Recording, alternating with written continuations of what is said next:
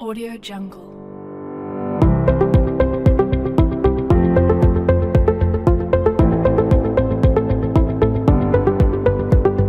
Audio Jungle. Audio Jungle.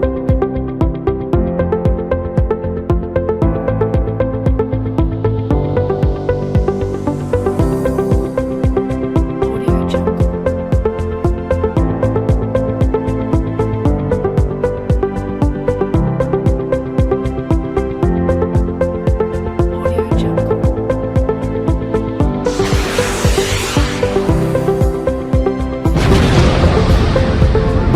Pada malam hari ini saya akan menyampaikan materi mengenai yang namanya adalah generator DC, di mana generator DC ini merupakan suatu peralatan yang menggunakan prinsip dari penelitian pertama ya dari Ørsted dan Christian Ørsted, sebagaimana bahkan kemarin saya sampaikan. Jadi bagaimana membangkitkan sebuah tegangan, khususnya adalah DC, tegangan DC tersebut, sehingga nanti dari hasil tegangan tersebut bisa digunakan untuk kemanfaatan kehidupan. Hasilnya misalkan adalah untuk menerangi, untuk sebagai penerangan, ataupun mungkin juga untuk penggerak-penggerak lainnya, gitu. Untuk peralatan lainnya yang bisa mendukung kehidupan manusia. Ya, prinsip utama dari sebuah generator itu kembali lagi kepada kaidah tangan kanan Fleming ya. Kemarin saya sampaikan bahwasanya pada saat ada sebuah penghantar, sini ya, ini penghantar, kemudian ada penghantar tersebut, ya, itu terdapat medan magnet, flux magnet B, ya, berarti flux magnet tersebut itu memotong penghantar ini, ya. Kemudian pada penghantar ini diberikan sebuah gaya. Gaya itu ya maksudnya adalah sebuah berupa gerakan di sini, sehingga nanti akan menimbulkan arus yang mengalir pada penghantar tersebut ya, penghantar ini, di mana nilai dari theta di sini itu adalah sudut yang terbentuk antara medan magnet B dengan penghantar ya. Kalau misalkan berdasarkan persamaan kemarin, itu rumusnya adalah F sama dengan B. B itu adalah medan magnet, I itu adalah kuat arus yang ngalir, L itu adalah panjangnya penghantar, ya, dan sin theta, di mana theta itu adalah sudut yang terbentuk antara B dengan penghantar itu sendiri. Ya. Berdasarkan tersebut, ya, kaidah tangan kanan tersebut, maka arus Hegel induksi itu nanti bisa diperoleh dengan cara, ya, arus yang mengalir di dalam penghantar ini diperoleh dengan cara harus ada melalui 3 syarat tadi, yaitu ada gaya, ada penghantar, dan juga ada medan magnet flux yang menembus penghantar tersebut. Kalau dianalogikan, misalkan di sini ada magnet permanen ya, ini utara, ini selatan, north sama south, kemudian arah garis-garis gayanya itu kan dari utara ke selatan.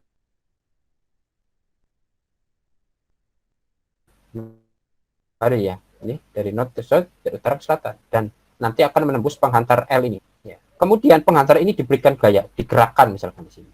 Kemudian sebagai salah satu efeknya karena memenuhi 3 syarat tadi, maka nanti akan mengalir arus yang terdapat di dalam penghantar tersebut. Ini analoginya adalah seperti ini. Ini rumus penjabarannya dari tadi ya, dari F sama dengan B I L sin theta, yang ini sudah saya sampaikan kemarin penjabarannya. Berarti nanti menjadi V itu adalah tegangan induksi yang dihasilkan itu sama dengan B itu adalah kerapatan flux magnet, dan magnet ini berapa, kemudian L adalah panjang kawat, V adalah kecepatan gerak kawat, F tadi, ya, karena nanti korelasinya gaya itu adalah dengan perubah F sama dengan M dikalikan A ya. Berarti kalau misalkan kembali lagi ke fisika, kan di sana ada percepatan. Percepatan itu nanti korelasinya dengan kecepatan. Dan dikalikan dengan Z. Z itu adalah jumlahnya penghantar itu berapa. Di dalam analogi ini kebetulan penghantarnya adalah 1. Ya, dalam analogi ini. Tapi ternyata jumlah penghantar juga nanti mempengaruhi besarnya tegangan induksi itu berapa. Sebagaimana dalam animasi kemarin ya, proses terbentuknya GGL listrik itu banyaknya lilitan, penghantar dan lain sebagainya itu mempengaruhi dari nilai Hegel induksi. Begitu pula di sini. di dalam proses pembangkitan sebuah generator DC. Ya, ini penjelasan saja saya yang tadi sampaikan. Ini juga sama. Suaranya hilang, Pak. Ini kurang lebih penjelasannya di sini. Ya.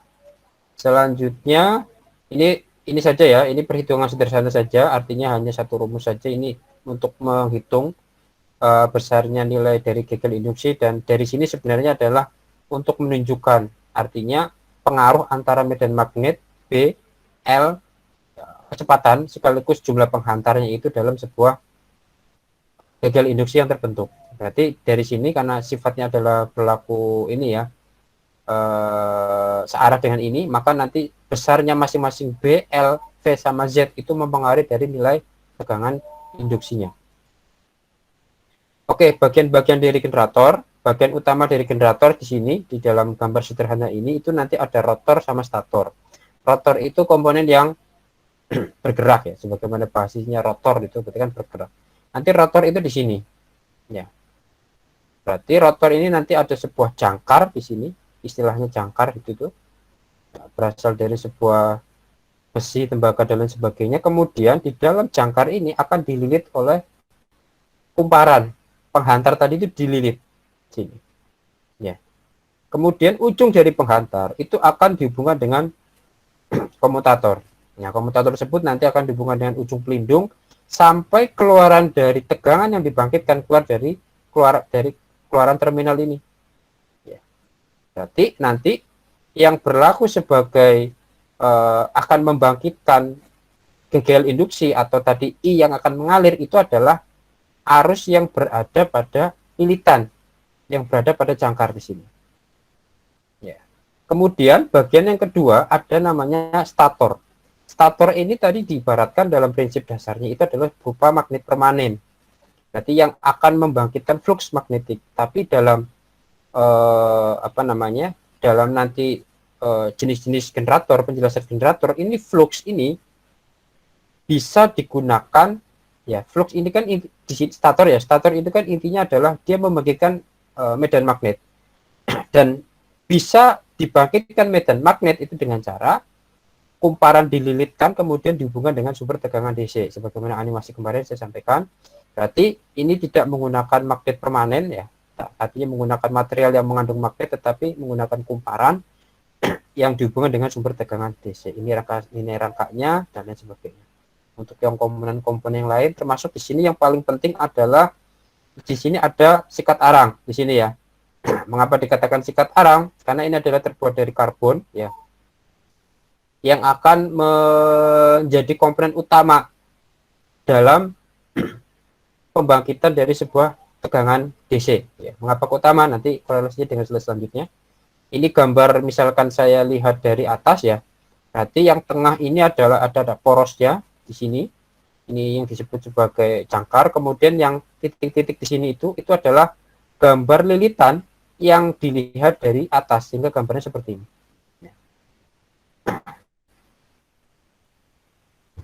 Dan ini yang akan berputar. Ya, ini komponen rotornya yang di dalam. Ya. Selanjutnya untuk komponen statornya ini berada di samping di sini. Ya, sebagaimana tadi yang saya sampaikan, mengapa di sini ada lilitan stator? Karena untuk stator yang untuk membangkitkan flux itu digunakan berupa lilitan kumparan yang terhubung dengan tegangan DC. Salah satu keuntungannya adalah besarnya flux yang dibangkitkan dari lilitan stator ini itu nanti bisa diatur, besar kecilnya diatur. Berbeda misalkan menggunakan magnet permanen. Magnet permanen itu relatif tetap ya, bahkan sifat kemagnetisan itu kan bisa hilang dengan cara dibakar, hingga hampir sedikit sekali ya untuk generator bahkan mungkin tidak ada ya menggunakan magnet permanen, itu sangat jarang sekali, kecuali untuk motor DC itu pun terbatas yang motor-motor DC tertentu seperti itu. Nah, ini secara penjelasannya ya. Kemudian adalah prinsipnya sebuah generator. Berarti ini prinsip, kembali lagi ini prinsip sederhananya untuk lebih bisa memahami. Ini ada medan magnet utara dan selatan. Kemudian terdapat penghantar, di mana masing-masing penghantar itu nanti ujungnya hubungkan dengan cincin seret yang berwarna kuning ini ya. Penghantar A terhubung dalam cincin seret di sebelah kiri sini dari sisi saya, kemudian penghantar B terhubung di sisi sini. Ya. Selanjutnya nanti hasil pembangkitan tegangan DC akan dihubungkan dengan sebuah beban di sini, RL di sini. Jika misalkan kembali lagi kepada konsep dari Fleming, ya kaidah tangan kanan Fleming, maka arah gaya magnetnya itu adalah dari utara ke selatan, B di sini. Berarti utara ke selatan. Kemudian pada saat kondisi diam itu nanti tidak akan terbangkitkan sebuah tegangan. Bisa dilihat dalam grafik ini. Ini adalah T-nya, omega T-nya, kemudian ini adalah EA. EA itu adalah gegel induksi yang dibangkitkan dari sebuah generator DC. Mengapa kok tidak terbangkitkan sebuah tegangan? Dikarenakan syarat dari sebuah terbangkitnya tegangan dari kaidah tangan Fleming itu harus ada apa tadi? Ada gaya, ada flux magnet, ada penghantar. Karena berhubung posisinya di sini, itu tidak ada gaya, tidak ada perputaran di penghantar sini, maka tidak akan terbangkitkan gegel listrik. Nah, sehingga agar menjadikan ini terbangkitkan, misalkan di sini, ini saya slide selanjutnya, itu sudah mulai berputar penghantarnya. Arahnya adalah searah jarum jam di sini. Ya. Karena terdapat gaya, ya, kemudian flux B menembus penghantar di sini, ya, kan tertembus nih, ya, penghantar di sini tertembus, maka akanlah timbul gegel listrik. EA-nya sudah mulai nih, ini grafiknya. Sudah mulai. Kemudian misalkan ini berputar kembali, ini kebetulan berputar kembali ke siklus sudah melebihi 180 derajat ya. Berarti kalau di dalam siklus itu kan dari 0 derajat sampai 360 derajat balik lagi ke posisi awal. Pada saat ini sudah mulai berputar, ya ini kebetulan sudutnya adalah 270 derajat. Posisi penghantar yang sebelumnya di sisi sini adalah penghantar A itu sudah berpindah. Itu penghantar A di sini, penghantar B di sini. Nah, yang menjadikan mengapa di dalam generator DC berupa cincin belah itu adalah karena agar keluaran dari tegangan gegelnya adalah berada di nilai amplitude positif. Yang atas ini kan positif. Berarti begitu sudah mencapai 190 derajat, 180 derajat di sini, ya sudah ke amplitudenya 0. Amplitude itu ininya nilai tingginya ini ya. Tingginya ini berapa, ini namanya amplitude, EA-nya itu berapa. Pada saat posisi sudah di 0 volt, ini tegangan, ya. Dia nanti karena cincinnya adalah berupa cincin terpisah, ya, cincin belah istilahnya seperti itu, maka nanti dia pada untuk siklus 180 derajat selanjutnya, berarti 180, 80, 81, dan seterusnya sampai nanti 360, dia akan kembali ke bentuk gelombang kembali. Nah, dan seterusnya proses ini akan berjalan. Ya, sehingga memang nanti di dalam sebuah generator DC itu sebenarnya keluaran tegangannya itu tidak murni lurus ya, kan DC kan di recurrent ya, idealnya kan lurus di sini nih, sehingga nanti di dalam keluaran generator DC itu terdapat rangkaian tambahan, biasanya diberi kapasitor biar nanti lebih mendekati dari nilai yang sebenarnya. Nah ini ketika siklusnya sudah mulai berbalik lagi melebihi 360 derajat, karena apa? Karena posisi penghantar A itu sudah balik lagi ke sini. Dan seterusnya ya, ini nanti terus berputar sampai membentuk gelombang seperti ini. Ini sudah 360 derajat, balik lagi ke awal, dan seterusnya. Nah itu adalah prinsip sederhana dari sebuah generator DC. Sehingga dari sini bisa disampaikan ya secara garis itu adalah kembali lagi kepada kaidah tangan Fleming, di mana tangan Fleming ini nanti kaitannya dengan percobaan dari Ørsted tadi yang saya sampaikan, yang kemarin saya sampaikan. Oke, ini perbedaannya antara cincin belah yang terdapat pada generator AC atau alternator yang atas, yang sini satu. Ya, kalau di dalam alternator atau generator AC, mengapa nanti keluaran sinyalnya adalah berupa sinus? Berarti nanti nilai amplitudonya EA-nya itu adalah positif dan negatif. Dikarenakan cincin seret di sini, cincinnya itu berupa bukan cincin belah, sehingga nanti keluarannya itu untuk siklus 180 derajat lebih itu tetap bernilai negatif. Berbeda kiranya untuk yang DC, karena DC adalah cincin belah, untuk siklus lebih dari 180 derajat itu balik lagi ada ada pemecah di sini, ini maksudnya cincin belah itu, ini antara sikat arang di sini dengan sini itu tidak menyatu, maksudnya seperti itu. Nah, itu yang menjadikan dia tetap nilainya amplitudonya adalah positif. Ini prinsip yang lebih kompleks dari sebuah generator DC, sebagaimana tadi saya sampaikan, medan magnet B itu bisa dibentuk dari sebuah kumparan yang terhubung dengan sumber tegangan DC. Kalau yang tadi menggunakan medan magnet permanen, contohnya ini ada misalkan adalah menggunakan sebuah kumparan. Berarti di sini istilahnya di sini ada IF, e-field, ya, arus penguat. Itu sama saja. Berarti nanti secara siklusnya di rangkaian stator ini nanti terdapat sebuah kumparan di mana kumparan yang masuk disebut nanti adalah IF, penguat medan, bahasanya seperti itu. Sehingga jikalau dilihat dari sisi atas itu seperti ini ya, di mana arah gaya-gaya magnetnya itu adalah dari utara ke selatan, ya, seperti ini ya. Dan sesuai dengan kaidah tangan kanan Fleming, selama terdapat gaya, flux magnet dan penghantar, maka akan terbentuk gaya listrik. Itu saja syaratnya dari sebuah proses pembangkitan. Nah, kemudian ada yang namanya adalah sebuah reaksi jangkar. Berarti ini saya ambilkan dari posisi atas, yang ini adalah rotornya, dan yang ini adalah statornya.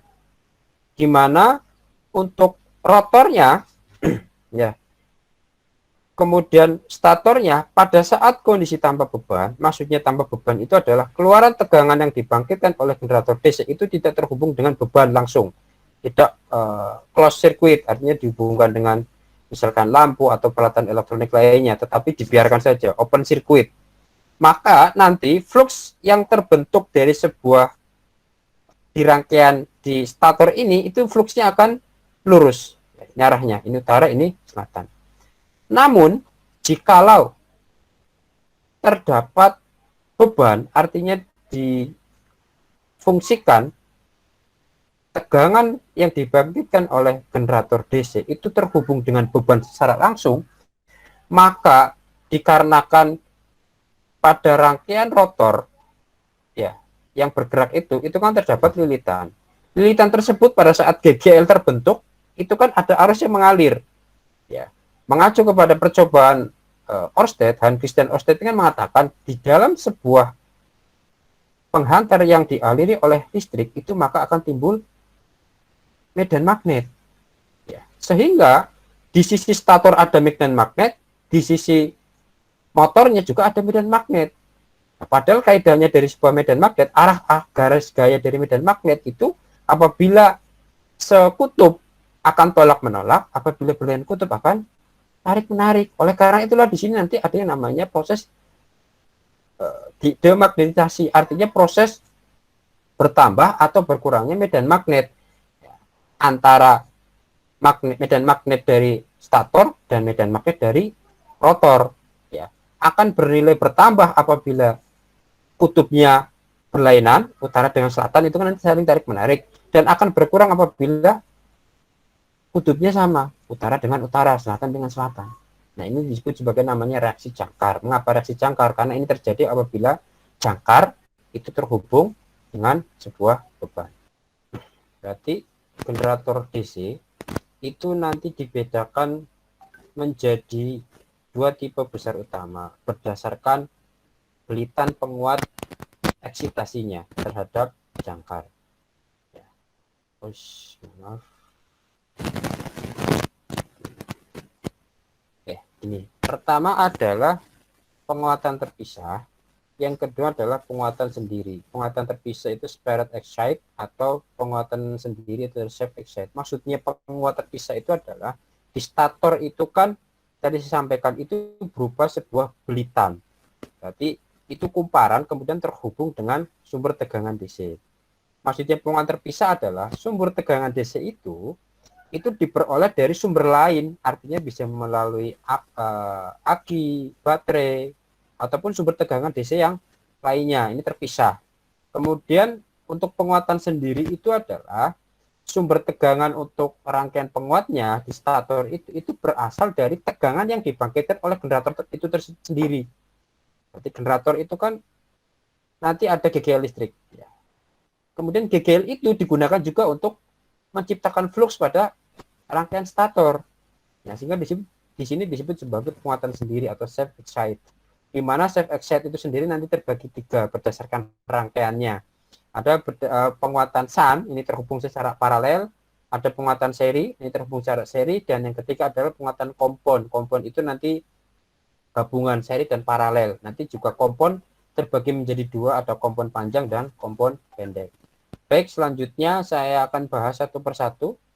Pertama adalah untuk penguatan terpisah. Ya. Untuk penguatan terpisah, itu rangkaian ekuivalennya adalah kurang lebih nanti seperti ini. RF ini adalah rangkaian stator. Berarti yang akan membangkitkan flux magnet itu ada di rangkaian RF, field gitu ya. Bahasa Inggrisnya mengapa itu disebut sebagai RF. Berarti nanti tegangan penguatnya adalah VF, kemudian hambatan penguatnya adalah RF, dan ada arus yang mengalir namanya adalah IF. Sehingga di sini rumusnya adalah VF sama dengan IF per RF. Hukum Ohm sederhana saja. Kemudian di sini adalah ini ada untuk rangkaian rotornya. Di sini nanti ada EA. Kemudian di dalam penghantar itu kan berupa tembaga ya. Artinya dia mau nilai resistansi sehingga nanti ada RA, tekanan jangkar, dan ada tegangan yang berada di beban, di mana EA itu adalah tegangan yang dibangkitkan generator itu berapa di dalam jangkarnya, dan nanti juga ada arus yang mengalir pada jangkar pada penghantar tersebut, yaitu adalah IA. Sehingga dengan menggunakan hukum Kirchhoff kedua bahwa sigma V sama dengan 0, mungkin di dalam rangkaian listrik rangkaian listrik pertama ya, maaf, itu sudah kalian pelajari. Kalau Kirchhoff pertama sigma I sama dengan 0, kemudian kalau rangkaian untuk hukum Kirchhoff kedua sigma V sama dengan 0. Berarti tegangan yang terdapat di dalam rangkaian ini itu kan nanti ada EA, ada IA, ya, arus jangkar dan resistansi jangkar RA, dan ada tegangan di beban. Sehingga kalau misalkan disederhanakan, ini sebenarnya rumus aslinya adalah sigma V sama dengan 0, di mana komponen V itu ada EA, IA, RA, ini nanti tegangan juga, dan ada tegangan di beban, yaitu VT. Sehingga kalau misalkan ini digeser, karena arusnya mengarah keluar ke beban, sehingga nanti nilainya adalah pindah ruas semua, ya, yang VT menjadi plus dan IARA juga menjadi plus. Aslinya nanti EA minus VT minus IARA. Rangkaian aslinya itu seperti itu. Karakteristik dari penguat terpisah di sini ya, itu nanti tergantung dari nilai eksitasinya. Eksitasi dari penguat medannya, artinya tegangan yang berada dalam penguat medan itu akan memengaruhi nilai dari GGL induksinya EA-nya. Artinya semakin besar flux yang dibangkitkan pada penguat, maka nanti nilai tegangan GGL-nya juga akan besar pula, seperti itu. Maksud di dalam grafik ini adalah seperti hubungan antara V dengan I. Ini karakteristik penguat terpisah secara detail. Ini gambar rangkaian, namanya rangkaian ekuivalen ya, kurang lebih sama seperti tadi. Kemudian pada saat karakteristik beban 0, artinya tidak dihubungkan dengan beban, maka nanti tadi IF1 itu kan penguat medan. Ya, di posisi 1, maksudnya posisi 1 misalkan tadi 50% misalkan. Kemudian IF2 itu pada posisi 100%. Artinya 100% itu persentasenya dari mana ya? Dari besarnya nilai tegangan dari penguat medan itu sendiri. Berarti semakin besar penguat medannya, maka nanti EA-nya, GGL induksinya juga akan besar. Kemudian pada saat kondisi berbeban itu pasti berbeda ya dengan nilai pada saat beban 0. Di sini yang membedakan di sini adalah nanti korelasinya adalah dengan nilai IARA, artinya tegangan yang berada di dalam jangkar itu sendiri, sama nilai berpengaruh terhadap nilai beban TT ini. Ya. Ini maksudnya dalam grafik ini adalah seperti kalau ini kan berlaku mendekati linear. Kalau ini tidak, artinya nanti terdapat nilai titik jenuh dari tegangan GGL yang dibangkitkan sesuai dengan berapa besar dari beban yang diberikan, tegangan pada beban. Ini adalah karakteristik ininya ya, karakteristik dari luarnya, hubungan antara arus jangkar IA dengan EA dan tegangan pada beban VT. Yang selanjutnya adalah ini sudah mulai ke penguat sendiri, self excite, tetapi terangkai secara seri. Ya. Sebagaimana definisinya adalah penguat sendiri, maka di sini RF penguat medannya itu diperoleh dari GGL induksi yang dibangkitkan oleh generator itu sendiri dan terhubung secara seri. Itulah mengapa disebut sebagai penguat seri. Ini rangkaian ekuivalennya. Berarti antara rotor sama stator ini tergabung jadi satu rangkaian ekuivalennya. Sehingga di sini juga menggunakan konsep ini ya, hukum Kirchhoff kedua, sigma V sama dengan 0, berarti tegangannya terjadi di IA, tegangan dari GGL induksi, kemudian tegangan di RF dan tegangan di PT. Di sini karena terhubung secara seri, maka arus yang mengalir di sini semua itu akan bernilai sama. Oleh karena itulah nanti IA arus jangkar sama dengan IF. Oleh karena itulah nanti yang sebelumnya kalau tadi itu kan terpisah, ya, karena terhubung secara seri maka nanti R-nya juga secara seri, yaitu IA dikalikan RA ditambah RF. Ya, ini RF adalah nilai resistansi dari penguat medan itu. Ini karakteristiknya untuk tanpa beban itu hampir sama, karakteristik dengan beban 0 tanpa beban ya, berarti besarnya IF arus eksitansi itu bergantung kepada nanti korelasinya bergantung kepada GGL induksi yang terbangkitkan, yaitu adalah EA. Tapi pada saat kondisi karakteristik berbeban itu hampir sama dengan penguat terpisah, itu sama, artinya nanti terdapat nilai maksimal untuk tegangan yang dibangkitkan sesuai dengan berapa beban yang diberikan.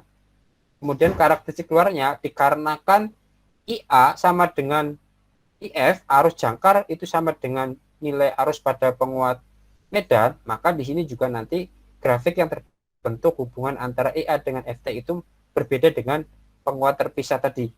Ya, tapi di sini nilai dari semakin besar nilai IA di sini, maka nanti berpengaruh kepada nilai dari RA dan RF itu sendiri. Ya, selanjutnya adalah penguat SAN, ini masih dengan penguat sendiri. Ya, rangkaian ekuivalennya seperti ini, bisa terlihat di sini bahwasanya penguat medan itu terhubung secara paralel dengan jangkar. Ya, ya. Ini penguat medannya itu terhubung secara paralel. Oleh karena itulah nanti arus di sini itu terbagi menjadi dua, yaitu di IF dan IL, I beban. Oleh karena itulah nanti IA arus jangkar sama dengan IF ditambah dengan IL. Ya. Oleh sebab itu nanti dengan menggunakan konsep hukum Kirchhoff kedua sama sigma V sama dengan 0, maka nanti nilai dari EA-nya juga IA dikalikan RA plus FT. Penjabarannya seperti itu. Cuma nanti yang membedakan di sini adalah nilai tegangan yang terdapat pada beban karena terhubung secara paralel antara beban dengan penguat medan, maka beban pada tegangan pada beban dengan tegangan yang pada penguat medan itu akan bernilai sama ya, karena konsep tegangan kan kalau pada saat dia terhubung secara paralel itu akan nilai sama, tidak terjadi drop di antara keduanya. Berbeda kalau misalkan secara seri itu akan drop. Ini karakteristiknya untuk tanpa beban sama, kemudian untuk karakteristik berbeban itu juga hampir sama, cuma di sini kurvanya agak melebar ya kaitannya dengan nilai arus jangkarnya. Ya. Tapi untuk karakteristik berbeban memang ada nanti dipengaruhi dengan nilai tegangan yang terdapat di dalam beban VT atau VL itu sendiri. Dan untuk karakteristik keluarnya dikarenakan terhubung secara serial, maka nanti hubungan antara EA dengan FT dan IA itu akan menjadi seperti ini, artinya tidak berlaku secara linear. Kompon itu sendiri merupakan kombinasi dari serial dan paralel, sehingga nanti untuk generator tipe penguatan kompon itu masih terbagi menjadi dua. Pertama adalah kompon pendek, yang kedua adalah kompon panjang. Karena konstruksi serangkaian berbeda, maka nanti dari menggunakan rumus Kirchhoff itu juga akan berbeda. Di sini misalkan untuk kompon pendek. Kompon pendek di sini nanti ya arus jangkar IA bercabang menjadi dua, yaitu adalah IF1 dan IF2. Berarti IA sama dengan IF1 plus IF2, di mana nilai IF1 adalah arus penguat medan pertama itu sama dengan arus yang menuju ke beban, maka IF1 sama dengan IL, atau tadi bahasanya IT ya, sama saja, sehingga nanti di sini menjadi IL plus IF2. Dan dan untuk nilai GGL-nya ya, IA-nya juga akan berbeda, di mana nanti nilai EA-nya menggunakan hukum Kirchhoff kedua, sigma V sama dengan 0, berarti ada EA, ada VT, ada IL dikalikan RF, karena di sini nanti drop di sini ya, sehingga nanti ada IL dikalikan RF1 dan tegangan di IA RA. Nah, ini untuk yang kompon pendek. Kemudian selanjutnya adalah kompon panjang. Kalau kompon panjang itu di sini langsung keluaran dari jangkar itu langsung terhubung dengan penguat medan pertama, yaitu RF1, terhubung secara serial. Ya, sehingga nanti untuk nilai arusnya juga berubah. Artinya nanti arus yang menuju kepada RF1 penguat medan pertama itu sama dengan arus jangkar, yaitu IA, sehingga di sini adalah IA sama dengan IF1, di mana arus jangkar itu nanti akan terbagi menjadi dua cabang, satu arus ke beban IL dan satu arus ke tahanan penguat kedua ya, atau RF kedua, IF kedua, sehingga di sini nanti IL plus IF kedua. Dan untuk nilai tegangan yang dibangkitkan EA itu sama dengan VT, tegangan pada beban, ditambah dengan, karena ini terhubung secara seri ya, berarti di sini kan ada tahanan jangkar. Ya, di sini juga ada tahanan penguat medan pertama, sehingga nanti di sini IA itu karena di seri ditambahkan, yaitu IA dikalikan RA plus RF. Ya, rugi-rugi pada generator itu nanti ada rugi-rugi besi. Berarti jangkar ya, porosnya itu kan berupa sebuah besi ya.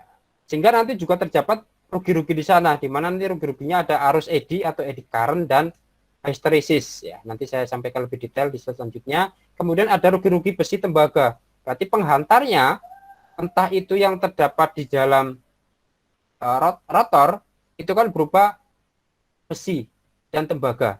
Nah, sehingga nanti juga terdapat namanya rugi jangkar itu sendiri. I kuadrat dikalikan RA. Ada rugi kontak sikat, berarti sikat arang itu kan mempunyai nilai tahanan. Sehingga nanti juga ada rugi-rugi di sana. Maksudnya rugi-rugi di sana itu adalah tegangan yang dibangkitkan, itu pasti nanti daya yang dibangkitkan itu nanti berbeda dengan daya yang diterima oleh beban langsung. Ada rugi kumparan medan. Kalau misalkan seri, ada rugi kumparan medan SAN. Ya. Ada rugi pada lilitan medan lainnya. Nah, misalkan untuk generator-generator yang kompleks. Dan yang ketiga jenisnya adalah rugi-rugi mekanik, dikarenakan tadi ya, untuk dibangkitkannya GGL itu terdapat harus ada gaya, maka di dalam konstruksi generator DC itu pasti nanti ada friksi, gesekan, dan juga ada angin, dan juga ada geseran, vibration, ya, getaran dan lain sebagainya. Ini juga mempengaruhi nanti dari performa dari generator, artinya masuk dalam rugi-rugi. Rugi yang pertama itu ada namanya ada arus eddy current, berarti ada arus putar. Berarti arus putar itu ini terjadi pada sebuah logam yang dialiri oleh listrik, di mana arah arusnya itu adalah berputar, dan salah satu konsekuensinya di dalam logam itu nanti akan menimbulkan panas. Ya, ini di dalam slide-nya terdapat di inti trafo, karena memang di trafo itu juga nanti ada ya. Kemudian yang kedua adalah rugi histeresis. Ini adalah kaitannya antara flux yang dibangkitkan dengan nilai arus yang terdapat di dalam jangkar. Idealnya itu kan ketika flux yang terbangkitkan besar, maka nilai GGL induksi yang dibangkitkan juga besar. Tapi ternyata nanti tidak seperti itu. Garisnya itu seperti ini. Ini ketika semakin besar, nilai fluxnya itu mengalami nilai titik jenuh dari tegangan arus yang dibangkitkan. Dan pada saat nanti balik lagi ke titik nol itu tidak melalui grafik sebelumnya, tetapi ke nilai selanjutnya. Nah, inilah yang disebut sebagai kurva histeresis, dan ini terjadi pada motor, generator, termasuk nanti adalah terjadi pada trafo. Lanjut. Nah, ini disebut sebagai rugi-rugi histeresis. Yang kedua adalah tegangan sikat atau tegangan jepit. Ya. Berarti idealnya itu memang tegangan yang dibangkitkan oleh generator itu langsung akan sama dengan tegangan yang diterima oleh beban. Tapi rupanya karena dalam sikat arang ini ya, itu merupakan sebuah komponen dan mulai nilai resistansi, maka terjadi pula yang namanya drop tegangan di sana. Itu sebagai tegangan cepit ya. Tegangan sikat atau cepit ya, secara matematis itu nanti menjadi EG. EG itu tadi dalam konteks tadi itu EA ya. Ini untuk generator penguat terpisah. EGGL atau tadi EA sama dengan IA dikalikan RA ditambah tegangan sikat ditambah VT. Kalau dalam rumus yang awal tadi itu V sikatnya nggak ada. Ini diberikan parameter tegangan pada sikat. Ya, dimana nanti nilai VF-nya sama seperti yang rumus lainnya dan nilai tegangan inputnya berarti tegangan yang berada pada jangkar IA dikalikan EA dan tegangan pada beban juga VL sama dengan IL dikalikan RL. Sehingga dari sini maksudnya adalah selain terdapat tegangan, drop tegangan pada jangkar dan juga pada beban nanti dropnya juga nanti terdapat drop pada tegangan sikat. Itu juga disebut sebagai tegangan cepit. Yang kedua adalah efisiensi dari generator. Efisiensi nanti secara matematis dirumuskan sebagai Pout per Pin dikalikan 100%. Di mana Pout pada sebuah generator itu kan daya keluarnya itu kan daya yang diterima oleh beban PL, sehingga dayanya adalah nanti adalah arus yang berada di beban IL dan tegangan yang berada di beban. Dan pelos ya, ini adalah daya yang hilang, itu berarti Pin dikurangi Pout ya. Pin dikurangi Pout, di mana P input itu adalah daya yang dibangkitkan oleh tegangan jangkar, berarti nilai dari EA itu sendiri. Sehingga di sini nanti pelos itu bisa diformulasikan ya adalah IA dikalikan RA, berarti tegangan yang berada pada jangkar dikalikan daya yang terdapat pada tegangan sikat T sikat dikalikan dengan nilai daya yang terdapat pada penguat medan IF dikalikan RF plus rugi-rugi tetap generator. Rugi tetap generator misalnya tadi rugi tembaga, rugi angin, kemudian rugi friksi, dan rugi-rugi lainnya. Nah, ini daya pada generator penjelasannya seperti tadi persis. Nah, ini contoh soalnya biar memahami. Berarti ada sebuah generator itu penguat terpisah itu mempunyai data parameter sebagai berikut. Tegangan SAN itu 100 volt dan tahanan SAN itu 200 ohm. Tegangan yang diterima beban itu adalah 230 volt dan arus pada beban itu 450 ampere dan tahanan belitan jangkar ya, RA itu adalah 0,03 ohm dan drop tegangan pada masing-masing sikat adalah 1 volt. Ingat, pada generator DC itu sikatnya itu ada 2 pasang. Pasang itu kan 2, berarti nanti dikalikan 2. Pertanyaannya adalah berapa arus medan dan tegangan yang dibangkitkan oleh generator. EA-nya itu berapa? Berarti IF-nya berapa, EA-nya berapa. Yang kedua tentukan besarnya daya yang hilang, pelos. Dan yang ketiga adalah efisiensi dari generator. Untuk penjelasan pertama, ini cukup mudah ya, karena IF, karena penguatnya adalah terpisah, maka nanti hubungannya hanya dengan IF saja, artinya dengan menggunakan persamaan hukum Ohm, IF sama dengan VF per FF ditemukan arus penguat medannya adalah setengah ampere, kemudian tegangan GGL-nya menggunakan rumus tadi, yaitu EA atau EG sama dengan IA dikalikan RA, di sini ada 2 V sikat. Mengapa? Sebagaimana tadi yang pas awal saya sampaikan, dikarenakan sikatnya sepasang, maka ada 2 sikat, dikalikan 2 V sikat ditambah VT. IA-nya diketahui 450, RA-nya 0,03 ohm, dan 2 V sikatnya tadi adalah masing-masing sikat 1 volt. Berarti 2 dikalikan 1 plus tegangan pada beban 230. Sehingga diperoleh nilai tegangan yang dibangkitkan oleh generator adalah 245,5 volt. Selanjutnya adalah pelos. Pelos atau daya yang hilang itu dapat dicari dengan cara Pin dikurangi Pout. Inputnya dari generator itu apa? Inputnya dari generator berarti berupa tegangan GGL ya. dan arus jangkar. Sehingga Pin sama dengan IA, arus yang mengalir pada jangkar dikalikan dengan tegangan pada jangkar. Yaitu tadi diperoleh IA-nya adalah dalam soal ya 450 dan EG-nya adalah tadi kita hitung 245 volt. Selanjutnya adalah Pout-nya. Pout itu berarti daya yang keluarannya dari generator berupa apa? Berupa sebuah tegangan yang berada di beban, sehingga adalah Pout-nya adalah IL dikalikan PL. Ya, IL-nya ya, karena penguat terpisah, maka IL sama dengan IA yaitu 450 dikalikan tegangan pada ini tadi adalah 230 volt, sehingga diperoleh 103.500 watt. Dari sini diperoleh nilai P-loss-nya, Pin dikurangin PO tinggal kurangi saja adalah sekian. Kemudian untuk efisiensinya tinggal PO per Pin dikalikan 100%. Nah, di sini diperoleh efisiensi generatornya 93,69%. Seperti itu. Ya, itu yang bisa saya sampaikan. Audio Jungle.